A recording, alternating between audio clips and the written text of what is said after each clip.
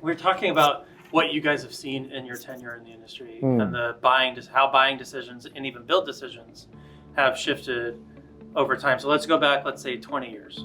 What were you seeing versus what we're seeing today?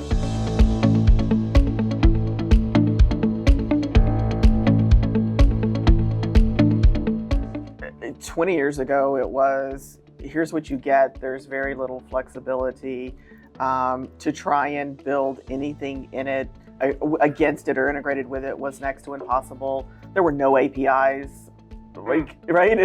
It's well, you got to talk to the database. Well, then how do I know I'm getting the data correctly? You're going to train me on the database?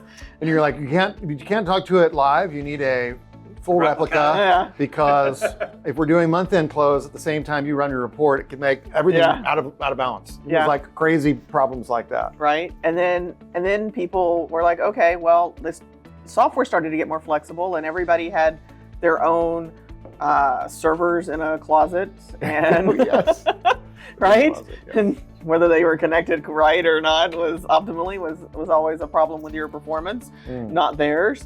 But then they had access to their own data, and they could replicate it, and they could do more stuff with it, and it made life a little bit easier.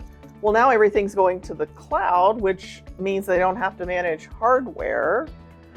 But in an effort to have security with stuff in the cloud, I am seeing some vendors restrict customers' access to that data in a way that they need it.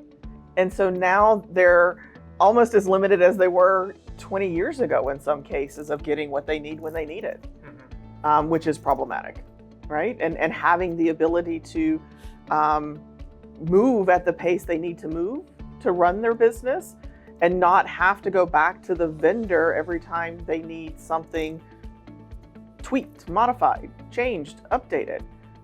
And so there's some frustration in that. So I still think there's some evolution that needs to happen that helps reduce the overhead for the customer in terms of what they have to maintain, but also gives them the access that they need to the data, because data is key as we're moving into the AI world, right? And you've got to have immediate access to that data as accurately and as up to date as possible if you want chatbots to run your customer support. If you, your own LLM. right, yeah.